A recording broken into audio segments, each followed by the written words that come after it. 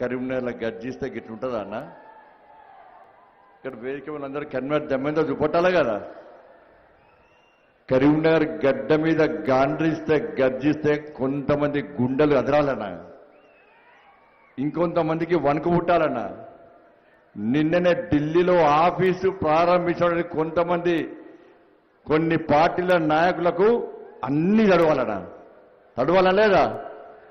గట్టిగా నిలదమా లేదా? రెండు చేతులు పైకి ఎత్తాలా కదా? భారత్ మాతాకి, భారత్ మాతాకి జై శ్రీరామ్, జై శ్రీరామ్, వందే వందే రామ లక్ష్మణ జానకి, రామ లక్ష్మణ జానకి, జై శ్రీరామ్, జై శ్రీరామ్. నరేంద్ర మోడీ గారి నాయకత్వం, అమిత్ షా గారి నాయకత్వం, జేపీ నడ్డా గారి నాయకత్వం. మీ అందరికీ రెండు చేతులు జోడించి దండాలు పెడుతున్నాను. ఇంత పెద్ద సంఖ్యలో 2 గంటలు కార్యక్రమము, కర్ణాటకలో కార్యక్రమం లేట్ కావడంతో 2 గంటలు ఆలస్యమైతే నా విషయంగా అందరికీ సమాచారం ఇవ్వని చెప్పి మన జాతీయ అధ్యక్షులు నడ్డా గారు చెప్పిన తర్వాత మీకు సమాచారం ఇవ్వడం జరిగింది. నేను చెప్పిన నడ్డా గారికి సార్ 2 గంటల 3 గంటలైనా కరీంనగర్ జిల్లా కార్యకర్తలు, కరీంనగర్ ఉమ్మడి జిల్లా కార్యకర్తలు ఎట్టి పరిస్థితుల్లో మీకోసం వెయిట్ చేస్తారు సార్. మీ మార్గదర్శనం విన్న తర్వాతనే గ్రౌండ్ నుంచి బయటికి పోతారు సార్ అని చెప్పి మీ మాటగా నేను మాటిచ్చినా. అంత గొప్ప గడ్డ అనేది భారతీయ జనతా పార్టీకి అడ్డనే ఇది. ఈ గ్రౌండ్లో పౌరుషం ఉందన్న, ఇదే గ్రౌండ్లో. ఈ గడ్డలో ఆవేశం ఉందన్న, ఈ గడ్డలో ఇక్కడనే తయారైనా నేను, ఈ గడ్డ మీద ఇదే ప్రాంతంలో తయారైనా నేను. ఇక్కడనే మా 3 అమ్మలు ఉంటారన్నాడు చూస్తే, దుర్గమ్మ, లక్ష్మమ్మ, సరస్వతమ్మ. నా అమ్మలన్న, ఆ అమ్మల ఆశీర్వాదంతోనే పునర్జన్మ వచ్చిందన్న నాకు ఈరోజు. చచ్చిపోయాను బతికినానా నేను అమ్మవారి ఆశీర్వాదంతో. దీనికోసమే బతికినా, మీకు సేవ చేయడానికే బతికినా. ఇప్పుడు తెలుస్తుందన్న మీకు సేవ చేసే అవకాశం రావడం. నిజంగా ఈ డివిజన్ కార్పొరేటర్ నేను ఒకప్పుడు 40 డివిజన్ కార్పొరేటర్ అన్న, ఫస్ట్ టైం కార్పొరేటర్ అన్న, సెకండ్ టైం కార్పొరేటర్ డివిజన్ ప్రజలు గెలిపించారన్న. వాళ్ళందరికీ ఒక్కసారి మీ కరతాల దొంతో చప్పటితో ధన్యవాదాలు చెప్పురన్న వాళ్ళందరికీ. మొట్టమొదటిసారి అర్బన్ బ్యాంక్ డైరెక్టర్ అన్న 1994లో 2 సార్లు గెలిచినా ప్రజాప్రతినిధిగా, 2 సార్లు కార్పొరేటర్ గెలిచినా. దాని తర్వాత నా పార్టీ నాకు ఎమ్మెల్యేగా పోటీ చేసే అవకాశం ఇచ్చింది 2014లో. 53,000 ఓట్లన్న కార్యకర్తలు కష్టపడి పనిచేసిరన్న, భారతీయ జనతా పార్టీ కార్యకర్తలు ఇష్టపడి పనిచేసిరన్న, తెగించి కొట్లాడిరన్న కరీంనగర్ అసెంబ్లీ నియోజకవర్గంలో. కానీ మైనార్టీ సంతృష్టికరణ విధానం ఒప్పుకోలేరని నేను. నన్ను కరీంనగర్ గడ్డ పెంచింది ధర్మం కోసం పనిచేయమని చెప్పి నన్ను కార్యకర్తగా నాయకుడిగా తయారు చేసిందన్న. ఈ కరీంనగర్ గడ్డ నా చేతికి కాషాయ జెండాను అందించిందన్న. ఈ కరీంనగర్ గడ్డ ధర్మం కోసం యుద్ధం చేయమన్నదన్న. ఈ కరీంనగర్ గడ్డ కాషాపు జెండానెత్తుకొని జై శ్రీరామ్ అని నినదించుకున్నదన్న. ఈ కరీంనగర్ గడ్డ భారత్ మాతాకి జై అని గాండ్రించమన్నదన్న ఈ కరీంనగర్ గడ్డ.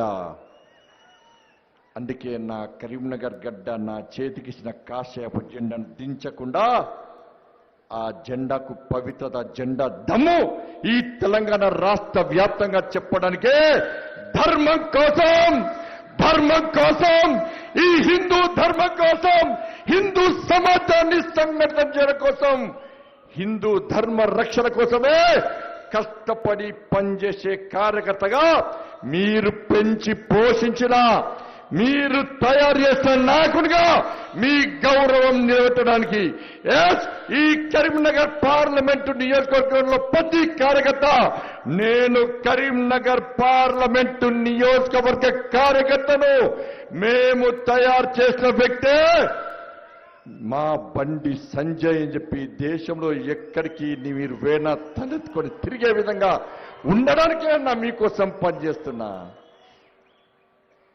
2018లో మళ్ళా నాకు పార్టీ ఎమ్మెల్యేగా పోటీ చేసే అవకాశం ఇచ్చిందన్న. 68,000 ఓట్లు వచ్చినాయన్న. ఎందుకు ఓడిపోయినో ఎట్లా ఓడిపోయినో మీరు అందరికీ తెలుసన్న. ఎందుకు ఓడిపోయినో మీ అందరికీ తెలుసన్న. నాకు అలవాటు లేదన్న. ఇంకొకరికి కొమ్ము కాసి అలవాటు లేదన్న.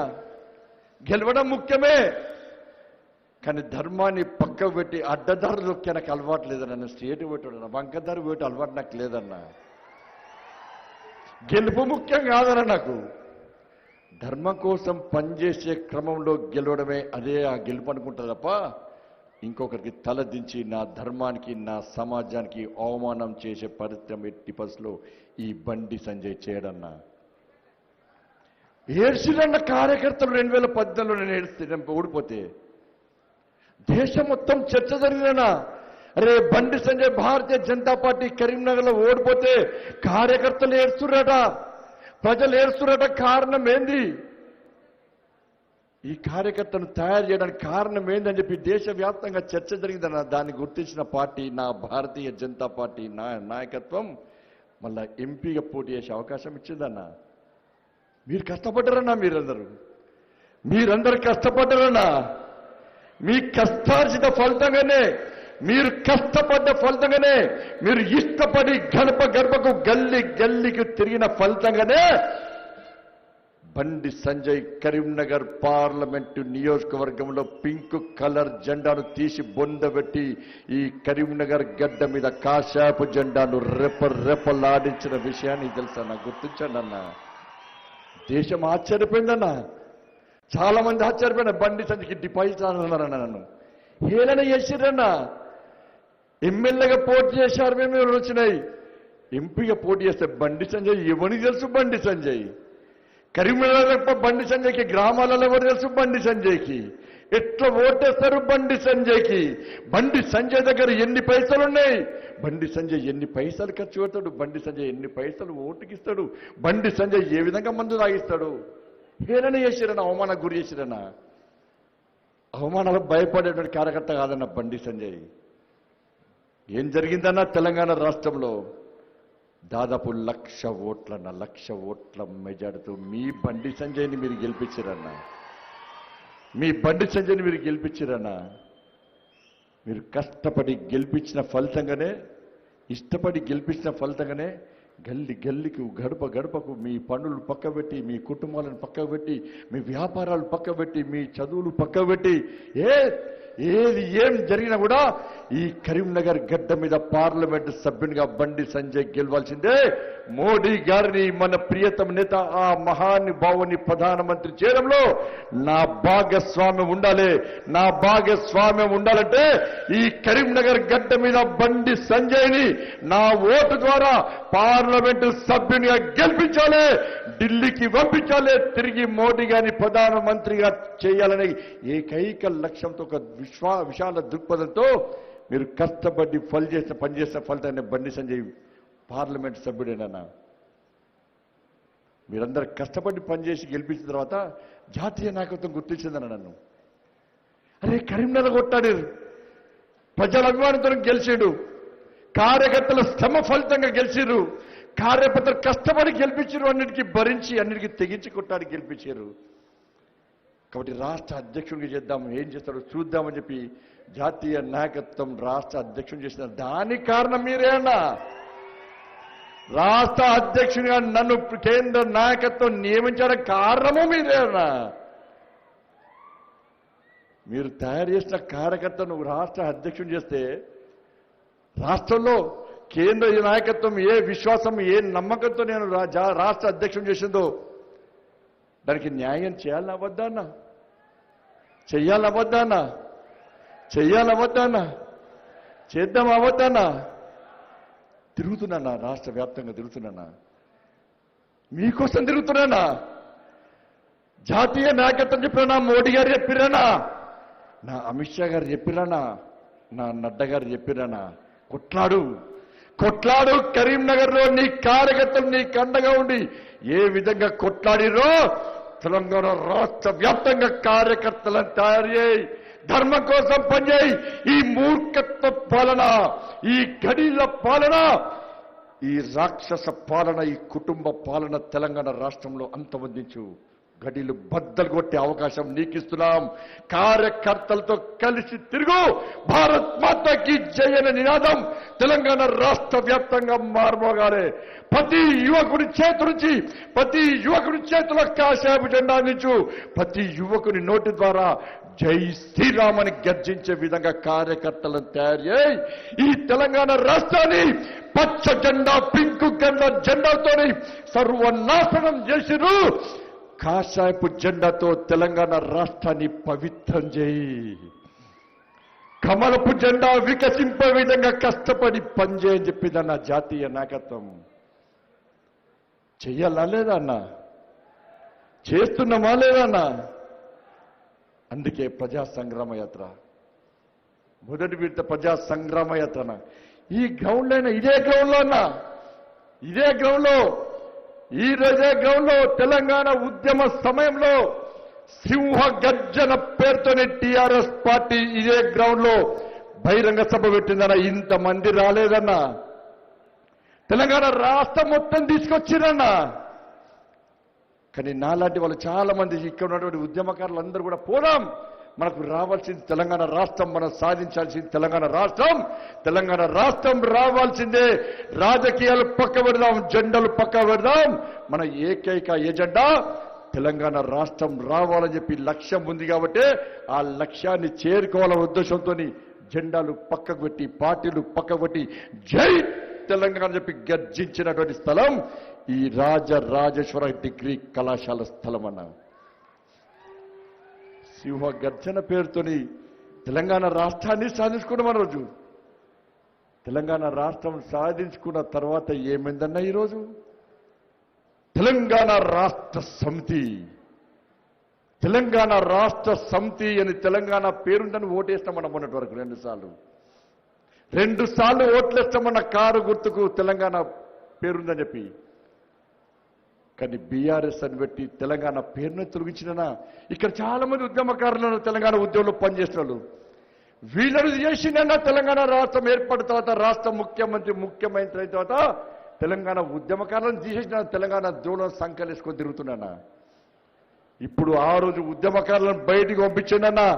ఈ రోజు తెలంగాణ రాష్ట్రం అనే పదాన్నే తొలగించి తెలంగాణతో బంధం తెగించుకున్నటువంటి వ్యక్తి రాష్ట్ర ముఖ్యమంత్రి. చప్పటి కొట్టురైనా మూర్ఖుడు వేడనా, పీడ విరగలేదన్నా రాష్ట్ర ముఖ్యమంత్రి వేడనా. టీఆర్ఎస్ పార్టీ పోయింది.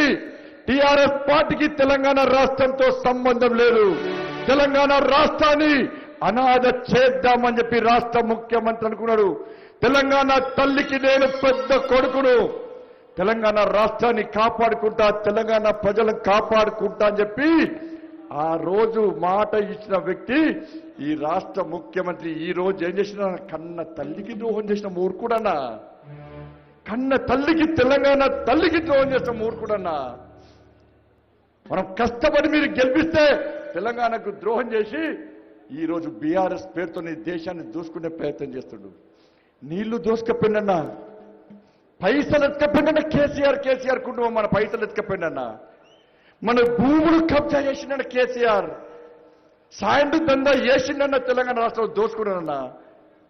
గ్రానైట్ దందా చేసిందన్నా. లిక్కర్ దందా చేస్తుందన్నా. డ్రగ్స్ దందా చేస్తుందన్నా. వేల కోట్ల లక్షల కోట్ల రూపాయలు సంపాదించుకొని తెలంగాణ తల్లికి ద్రోహం చేసి మనం అనాథ చేద్దాం కూడా. అనాథ అయితమా అన్నా? అయితమా అన్నా? అనాథ అయితమా అన్నా? ఎవరున్నారన్నా మనకండగా? భారతీయ జనతా పార్టీ, నరేంద్ర మోడీ గారు ఉన్నారన్నా మనకు. నరేంద్ర మోడీ గారు చెప్పిరన్నా మాకు ఇక్కడ గౌరవ పార్లమెంటు సభ్యులు పిలిపించి కష్టపడి తెలంగాణ రాష్ట్రాన్ని సాధించుకున్నారు. మీరు కష్టపడి అనేక మంది బలిదానాల వల్ల తెలంగాణ రాష్ట్రాన్ని సాధించుకున్నారు. ఆ తెలంగాణ రాష్ట్రాన్ని అభివృద్ధి చేద్దాం. ఎన్ని నిధులైనా ఇస్తా, ఎన్ని సంక్షేమ పథకాలైనా తప్పకుండా ఇస్తా. మన కష్టపడి తెలంగాణ రాష్ట్రాన్ని అభివృద్ధి చేసుకుందాం. నీళ్లు, నిధులు, నియామకాల పేరుతోని తెలంగాణ రాష్ట్రాన్ని సాధించుకున్నారు కాబట్టి దానికి న్యాయం చేసే బాధ్యత నేను తీసుకుంటా అని చెప్పి నరేంద్ర మోడీ గారు చెప్పిన తర్వాత కూడా రాష్ట్ర ముఖ్యమంత్రి అభివృద్ధికి సహకరిస్తున్నాడన్నా. మ్యాచింగ్ గ్రాంట్ ఇస్తున్నాడు, భూ సేకరణ చేస్తున్నాడు, ఇచ్చిన నిధులను దారి మళ్లిస్తున్నాడు, సంక్షేమ పథకాలు నీరు గారుస్తున్నాడు. పత్తు ఎప్పటికైనా రాజకీయాల గురించి మాట్లాడుతుంది తప్ప ఆయన ముఖ్యమంత్రి అయినాక తెలంగాణ రాష్ట్రానికి ఏమిచ్చిండు, ఇచ్చిన హామీలు ఎన్ని నెరవేర్చిండో ఇంతవరకు చెప్పకుండా 24 గంటలు మోడీ గారు తిట్టడము, భారతీయ జనతా పార్టీని తిట్టడము, మళ్ళా తెలంగాణ సెంటిమెంట్ రగిలించి రాజకీయ లబ్ధి పొందే ప్రయత్నం చేస్తున్న విషయాన్ని తెలంగాణ సమాజం ఆలోచించాలి. అక్కడ రాష్ట్ర ముఖ్యమంత్రి, అక్కడ పార్టీ, ఇక్కడ పార్టీ ఒక్కటేదనా? ఇద్దరు కలిసి బిర్యానీలు తిన్నారు, ఇద్దరు కలిసి కాళ్ళ కూర తిన్నారు, బ్రెయిన్ కర్రీ తిన్నారు, బోటి కుర్మా తిన్నారు, చేపల పులుసు తిన్నారు, రొయ్య పులుసు తిన్నారు, చికెన్ ఫ్రై, మటన్ ఫ్రై తిన్నారు. ఇద్దరు అలుముకున్నారు, కాంప్రమైజ్ పాలిటిక్స్ చేశారు. దోసుకుందాం, కమిషన్లు దాచుకుందాం. నిన్ను ప్రజలు తిరస్కరిస్తే నువ్వు జై ఆంధ్ర అనాలే, నన్ను ప్రజలు తిరస్కరిస్తే నేను జై తెలంగాణ అంట. ఇద్దరము కలిసి ఉండాలి, ఇద్దరము కలిసి పంచుకోవాలి, ఇద్దరం కలిసి దోసుకోవాలి. మన ఇద్దరమే, నువ్వు ఆ రాష్ట్రంలో రాజ్యాధికారం నీకు రావాలి, ఈ రాష్ట్రంలో నాకు రాజ్యాధికారం ఉండాలని చెప్పి కలిసి దోచుకుంటున్నటువంటి 2 రాష్ట్రాల నాయకుల యొక్క చరిత్రను ఒక్కసారి తెలంగాణ సమాజం గుర్తుంచుకోవాలి. ఏ వర్గం సంతోషంగా ఉందన్నా? డబుల్ బెడ్రూమ్ పేరుతో మోసం చేస్తున్నా. నాకు గుర్తొస్తారు, ఒక యాడ్ గుర్తొస్తా. నాకు రేడియోలో యాడ్ వచ్చి నాకు 2 అమ్మాయిలు పోతుంటారు. ఈ 2 అమ్మాయిలు పోతుంటే ఒక అమ్మాయి వర్షంలో డ్యాన్స్ చేస్తుంటది. ఇన్నాళ్ళకు గుర్తొచ్చా నా వాన అని చెప్పి డ్యాన్స్ చేస్తుంటది. ఊకే ఇంకో అమ్మాయి చదువుతుంది, అక్క అక్క వర్షం పడుతుంది, ఎందుకు బయటకు ఎత్తలేవు అక్క, తరుస్తున్నావు అక్క అన్నది. ఇంకెక్కడిదే కేసీఆర్ అయిండు, వర్షంలో నడుస్తూ అవసరం లేదు, గుడిసెలున్నాయి, కిరాయి ఇల్లున్నాయి, మనకు డబుల్ బెడ్రూమ్ ఇస్తాడక్క, అందుకే చివరి వర్షం ఇది, చివరి వర్షం కాబట్టి రా రా వర్షం అని చెప్పి వర్షంలో హ్యాపీగా డాన్స్ చేస్తున్నా అని చెప్పి యాడ్ ఇది. కేసీఆర్ యాడ్ ఇవ్వాలా? ఇక్కడున్న ఎంతమందికి డబుల్ బెడ్రూమ్లు వచ్చినాయన్న? ఒక్కరి చేతులతో ఒక్కరు ఎత్తున చేతులు ఏడవేనాయన్న. ప్రధానమంత్రి ఆవాస్ యోజన కింద ఇందిస్తే కనీసం లేదు. మన ప్రభుత్వం వచ్చినాక తప్పకుండా కిరాయి కట్టలేని పరిస్థితి, కరెంటు బిల్లు కట్టలేని పరిస్థితి, ఇంటి పన్ను కట్టలేని పరిస్థితి, నిల్వ నీడ లేని పరిస్థితి, గుడిసెలు కొట్టుకపోతున్న పరిస్థితి. ఇటువంటి పరిస్థితుల్లో భారతీయ జనతా పార్టీ ప్రభుత్వం మీ అందరి ఆశీర్వాదంతో తెలంగాణ రాష్ట్రంలో వచ్చిన తర్వాత నిరుపేదలందరికీ పక్కా ఇళ్లను నిర్మించే బాధ్యతను భారతీయ జనతా పార్టీ తప్పకుండా తీసుకుని చెప్పి మళ్లీ హామీ ఇస్తున్నానన్న మీకోసం. ఉద్యోగాలు ఇస్తానన్నాడు అన్న. తెలంగాణ రాష్ట్రం ఉమ్మడి ఆంధ్రప్రదేశ్ అప్పుడు ఈ తెలంగాణ రాష్ట్రంలో ఉద్యోగుల సంఖ్య ఎంత అంటే 12 లక్షలు. తెలంగాణ రాష్ట్రం ఏర్పడ్డ తర్వాత ఈ తెలంగాణ రాష్ట్రంలో ఉద్యోగుల సంఖ్య ఎంత అంటే 5 లక్షలు. తెలంగాణ రాష్ట్రం ఏర్పడే సమయంలో 5 లక్షలు ఉండాల్సిన ఉద్యోగస్తులు 4 లక్షలే ఉన్నారన్న. 4 లక్షలే, అప్పటికే 1 లక్ష తక్కువ ఉన్నారు. ఈ 8 సంవత్సరాల కాలంలో ఉద్యోగుల సంఖ్య ఎంతో తెలుసా అక్క? మీకు తెలుసా అన్న? 3 లక్షలే. 3 లక్షలే అన్న ఇప్పుడు ఆ సంఖ్య. 2 లక్షల ఉద్యోగాలు ఖాళీ ఉన్నాయని చెప్పి గతంలో అనుకున్నామన్న. తెలంగాణ వచ్చిన తర్వాత పదవి విరమణ పొందిన తర్వాత 1 లక్ష ఉద్యోగాలు ఖాళీ అయితే కనీసం వాటిని కూడా నియమించలే అన్న. ఏం సాధిస్తామని తెలంగాణ రాష్ట్రం వచ్చిన తర్వాత ఎన్ని నోటిఫికేషన్స్ ఇన్నా రాష్ట్ర ముఖ్యమంత్రి నోటిఫికేషన్ ఇస్తాడు, నోటిఫికేషన్ తప్పు చేస్తాడు, కోర్టులో పిటిషన్ ఏం చేయదనే ఇంతవరకు 8 సంవత్సరాలు ఒక్క నోటిఫికేషన్ ఇవ్వకుండా అసెంబ్లీ జరుగుతానో ఎన్నికలు వస్తానో నోటిఫికేషన్ ఇస్తా అని చెప్పి తప్ప ఒక్కరికి ఉద్యోగాలన్నా నరేంద్ర మోడీ ఇచ్చిన నమ్మునే 1,46,000 ఉద్యోగాలు, 1,46,000 ఉద్యోగాలు నా నరేంద్ర మోడీ కేంద్ర సర్కారీ నౌకర్లు ఇచ్చిన మొన్ననే. సంవత్సర కాలంలో 10 లక్షల మందికి ఉద్యోగాలు ఇస్తాను ప్రకటించి మొన్నకు మొన్న 1,46,000 ఉద్యోగాలు ఇచ్చిన ఘనత నరేంద్ర మోడీ. చెప్పు కేసీఆర్, ఎంతమందికి ఉద్యోగాలు ఇచ్చినావు? నిరుద్యోగ భృతి స్థానిస్తున్నావు. ఉన్న ఉద్యోగాలు తొలగించే పరిస్థితులు వాళ్ళు తెలంగాణ రాష్ట్రంలో.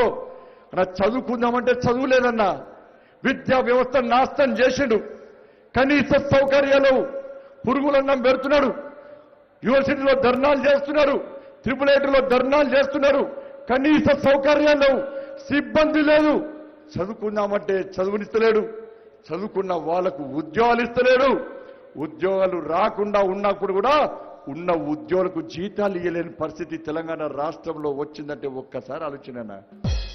ఇంతకుముందు ఒక ఉద్యోగస్తుడు చెప్తారు, సార్ మాకు హెల్త్ స్కీమ్ ఏం పనిచేస్తలేదు సార్, మేము ఉద్యోగస్తులమే సార్, కానీ హెల్త్ స్కీమ్ పనిచేస్తలేదు సార్. నేను చెప్పిన అన్న, మా ప్రభుత్వానికి అవకాశం ఇవ్వండి, ఉద్యోగస్తులకు హెల్త్ స్కీమ్ ఎట్లా పనిచేదో చూస్తా, తప్పకుండా మీకు న్యాయం చేసే విధంగా నేను చూస్తా అని చెప్పిన. ఉద్యోగస్తుల పరిస్థితి ఫస్ట్ నాడు జీతాలు ఆలోచించిన. ఫస్ట్ నాడు మీకు జీతాలు వచ్చే ప్రభుత్వం కావన్నా, లేకుంటే జీతాలు వస్తాయా రావా, ఇస్తామా ఇయ్యమా అని చెప్పి అనుమానాలతో కాలం వెళ్లదీసే ప్రభుత్వం మీకు కావాలని ఆలోచండి. ధనిక రాష్ట్రం అన్నా ఈ తెలంగాణ రాష్ట్రం ధనిక రాష్ట్రం. ఆ ధనిక రాష్ట్రాన్ని 5 లక్షల కోట్ల అప్పు తీసుకొచ్చి ఇలా బిచ్చ బతుకు చేసినన్నా, చిప్ప చేతికిచ్చి అడుక్కునే పరిస్థితి వచ్చిందన్నా. ఇలా కాళేశ్వరం 1,00,000 కోట్లు ఆల్రెడీ సాటినన్నా. దానికి అసలు పైసలు కట్టాలి, దానికి మిత్తి కట్టే పరిస్థితి వచ్చిందన్న. ఈ మంత్ నుంచో నెక్స్ట్ సంవత్సరం నుంచి వస్తుందన్న. 5 లక్షలది 6 లక్షలు ఇవ్వాలా? ఎవరు కట్టాలన్నా? ప్రతి సంవత్సరం 30,000 కోట్ల రూపాయల వడ్డీ కడుతున్నామన్న. అసలు పైసలు వడ్డీ కడుతున్నాం. ఇవాళ ఈ ముఖ్యమంత్రికి అధికారం ఇస్తే ఏం చేస్తాడన్నా? మళ్ళా ఇంకా 5 లక్షల కోట్ల అప్పు చేస్తాడు. ఇంకా 5 లక్షల కోట్ల అప్పు చేస్తాడు. ఒక్కొక్కరి పేరు మీద 2 లక్షలు అప్పు చేస్తాడని తెలంగాణ రాష్ట్రంలో గ్యారెంటీ అన్న. ఇది ఎట్లా చేస్తావు సార్? నీ ప్రణాళిక ఏంది? నీ ప్లాన్ ఏంది? నువ్వు ఏ విధంగా నువ్వు తెలంగాణ రాష్ట్రాన్ని ధనిక రాష్ట్రాన్ని చేస్తా అంటున్నావు? ధనిక రాష్ట్రమైన తెలంగాణ రాష్ట్రాన్ని ఏ విధంగా అప్పుల పాలు చేస్తావో స్పష్టం చేయమంటే నేను చేస్తా అంటున్నా తప్ప చేసే ప్రయత్నం చేస్తాడన్నా. రైతులకు రుణమాఫీ చేస్తలేడు, దళిత బంధు ఇస్తాను మోసం చేసిండు, గొల్లకు అన్ని బీసీ కులవతలతో నాశనం చేసిండు, దళితులకు 3 ఎకరాలు ఇస్తలేడు. ఇలా ధరణి పేరుతోని ఈ రోజు ఏ విధంగా ప్రభుత్వ భూములను కబ్జా చేసుకొని పేదల ఆస్తులను ఏ విధంగా కొల్లగొడుతుండో, ధరణి అనేది ఏ విధంగా సమస్యగా మారిందో ఒక్కసారి మీరందరూ ఆలోచించండి అన్న. అనేక సమస్యలు మా తీసుకొస్తున్నాయి ప్రజా సంగ్రామ యాత్ర ద్వారా. ప్రజలు బాధలు చెప్పుకుంటారు, కష్టాలు చెప్పుకుంటున్నారు. ప్రజా సంగ్రామ యాత్ర తెలంగాణ రాష్ట్రంలో ప్రారంభించిన తర్వాతనే 8 సంవత్సరాలు ఉన్నాడు ముఖ్యమంత్రి. 8 సంవత్సరాలు ఫామ్ హౌస్ లో ఉన్నాడు, ప్రగతి భవన్ లో ఉన్నాడు. 8 సంవత్సరాలు ఫామ్ హౌస్ లో ప్రగతి భవన్ వల్ల పన్న ముఖ్యమంత్రిని ఈ ప్రజా సంగ్రామ యాత్ర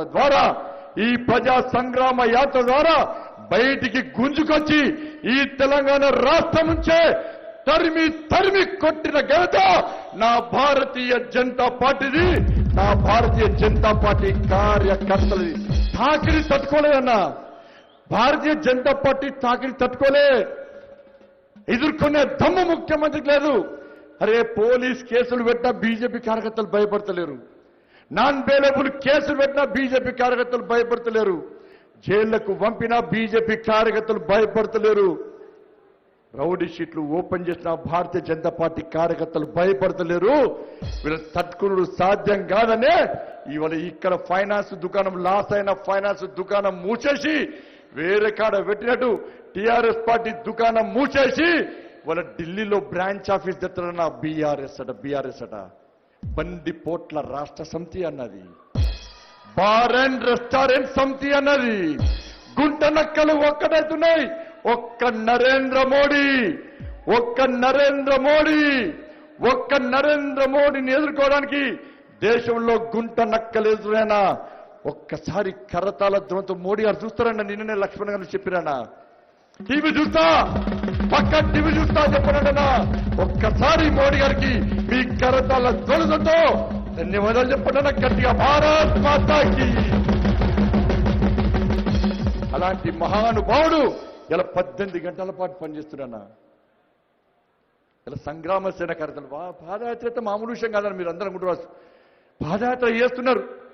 పాదయాత్ర టైంపాస్కు పాదయాత్ర చేస్తారు. మా కళ్ళు వస్తాయన్నా, మెడలు వస్తాయన్నా, నడుములు వస్తుందన్నా, కాళ్ళ పిక్కలు నొప్పులు వస్తాయన్నా, పాదాలు పొక్కులు వస్తాయన్నా, మంటలు లేస్తాయన్నా, కళ్ళు గుంజుకపోతాయన్నా, తలనొప్పి వస్తుందన్నా, మాడ నొప్పి వస్తుందన్నా, నడవలేని పరిస్థితి అన్నా. నా సంగ్రామ సేన కార్యకర్తలు కూర్చున్నారన్న, కుటుంబాల నుంచి కూడా వచ్చారన్నా, కుటుంబాల నుంచి కూడా వచ్చారన్నా. అనేక మంది కార్యకర్తలు కాళ్ళు విరిగినాయన్న, పోలే ఎవరు. నిన్న సందీప్ అనే కార్యకర్త రిప్స్ విరిగినాయన్నా, పోలే అన్నా. భార్గవ్ అనే మా అక్కకు బ్లడ్ క్లాట్ కింద పడ్డదన్నా, బెడ్ రెస్ట్కి పోలేదన్నా. కార్యకర్తల అమ్మ చనిపోయిందన్నా, పోలేదన్నా. 18 రోజుల పాటు ప్రజా సంగ్రామ కార్యకర్తలు నాతో పనిచేసినన్నా. భాగ్యలక్ష్మి దేవాలయం దగ్గర ప్రారంభించిన మన మొదటి యాత్ర, 5వ విడత యాత్ర నా మైన్సాలో ప్రారంభించిన మన యాత్ర దేశం తెలంగాణ రాష్ట్రం మొత్తం ఆశ్చర్యపోయిందన్న. మైన్సాలో ఏ విధంగా ప్రారంభిస్తారు చెప్పిన భాగ్యలక్ష్మి దేవాలయం దగ్గరనే ప్రారంభించిన యాత్ర. నా మైన్సాను కాపాడుకుంటాం, మైన్సాను ఎవ్వరికి అప్పయప్పం. మైన్సాలో నా హిందూ యువకులను, నా హిందూ సమాజానికి సంబంధించిన నా పేద హిందూ కుటుంబాలను ఇళ్లను దగ్ధం చేసి సకినాలు చేస్తుండే సకినాలు ఉచ్చబోసిన లుచ్చ నా కొడుకులకు ఒక వార్నింగ్, ఒక హెచ్చరిక జారీ చేయడానికి మైన్సాలో ప్రారంభించిన యాత్ర ఈ రోజు పౌరుషాల గడ్డ, ఉద్యమాల కిల్లైన ఈ కరీంనగర్ గడ్డ మీద భారతీయ జనతా పార్టీ ప్రజా సంగ్రామ యాత్ర ముగింపు కావాల. మనందరి ప్రియతమ నాయకులు, ఈ జపి నడ్డా గారికి అందరూ లేచి నిలబడ్డారు. భారత్ మాతాకి. జాతీయ అధ్యక్షుడిని బీజేపీ రాష్ట్ర అధ్యక్షులు బండి సంజయ్ కుమార్ గారు మరి శాలువతోని స్వాగతం పలకవలసిందిగా మనవి.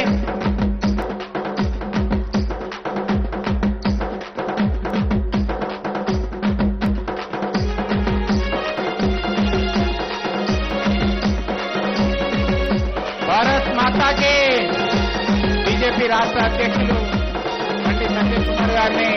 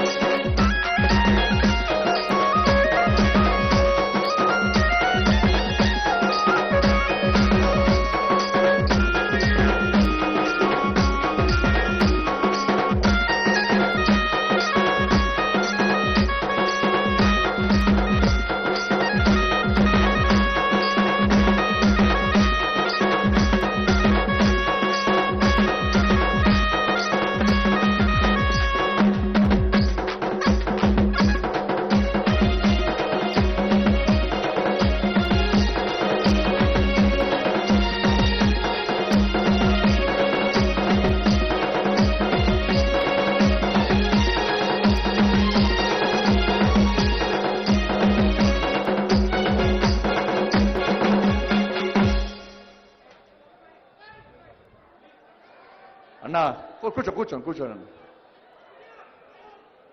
బాబు. కింద వాళ్ళకి తీసుకోవాలి కదా, మీరు అడ్డం ఉంటే వాళ్ళు ఎట్లా తీసుకుంటారు? భారత్ మాతాకి. అన్న మన ప్రియతమ నాయకులు నడ్డా గారికి చాలా బిజీ షెడ్యూల్ అన్న, ఫ్యాక్ట్ చెప్తున్నా. వచ్చే అవకాశం లేదు ఇవాళ. నేను చెప్పిన సార్ నన్ను గెలిపించిన నా అన్నలకు, నా తమ్ములకు, నా అక్కలకు, నా చెల్లెలకు మీ ఆశీర్వాదం కావాలి. 5వ ప్రజా సంగ్రామ యాత్ర కరీంనగర్లో ముగిస్తున్నాం సార్. మీరు ఎంత బిజీ ఉన్నా దయచేసి మా కోసం టైం ఇవ్వండి సార్. మీరు వస్తేనే ప్రజా సంగ్రామ యాత్ర ముగింపు సభ ఎవరితో సార్? లేకుంటే ఇక సంవత్సరం దాకా ప్రజా సంగ్రామ యాత్రను ముగించా సార్. మొత్తం తిరిగి వస్తా తప్ప నువ్వు మీరు కరీంనగర్ టైం ఇచ్చేదాకా ప్రజా సంగ్రామ యాత్ర ముగించా సార్ అంటే, లేదు పక్కా వస్తా, కరీంనగర్ ప్రజలతో మాట్లాడతా, తెలంగాణ రాష్ట్ర ప్రజలకు నా సందేశం ఇస్తా అని చెప్పి కష్టపడి అనేక కార్యక్రమాలు వదిలిపెట్టుకొని వచ్చారన్న. అలాంటి మహానుభావునికి ఒక్కసారి కరతాల ధ్వనితో లేచి నిలబడి స్వాగతం పలకాలలేదు అందరం. భారత్ మాతాకి, భారత్ మాతాకి, భారత్ మాతాకి. కొంచెం ఆలస్యమైందన్న, వారి యొక్క ఉపన్యాసాన్ని వారు ప్రారంభిస్తారు.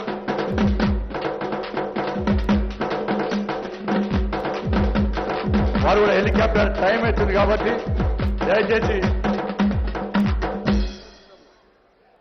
హెలికాప్టర్ కూడా పోవాలి కాబట్టి దయచేసి అందరూ ఓపికగా ఉండాలన్న. వారి యొక్క మార్గదర్శనం మనకు అవసరం. క్రమశిక్షణ గల కార్యకర్తలం. దాని తర్వాత వారు వెళ్ళిన తర్వాత నేను గ్రౌండ్లోకి వస్తా, మీ అందరితో సెల్ఫీలు దిగడమే, మీ అందరికీ చేయగలపడమే, మీతో కలిసి మాట్లాడిన తర్వాతనే నేను గ్రౌండ్ నుంచి బయటికి పోతా. అంతవరకు ఓపిక ఉంటారు కదా? పక్కా పక్కా పక్కా. భారత్ మాతాకి, భారత్ మాతాకి. నరేంద్ర మోడీ గారి నాయకత్వం, జేపీ నడ్డా గారి నాయకత్వం. జై శ్రీరామ్. మనందరి ప్రియతమ నాయకులు గౌరవనీయులు, వారు జాతీయ అధ్యక్షులైన తర్వాత ఈ దేశంలో భారతీయ జనతా పార్టీ విజయ దుందుబి మోగించుతున్న విషయం అందరికీ తెలిసిందే. అలాంటి మన జాతీయ అధ్యక్షులు శ్రీ జేపీ నడ్డా గారిని మనందరూ ఉద్దేశించి మాట్లాడి మార్గదర్శనం చేయాల్సిందిగా వారికి మనందరి తరఫున సవినయంగా విజ్ఞప్తి చేస్తున్నాను. శ్రీ జేపీ నడ్డా గారు.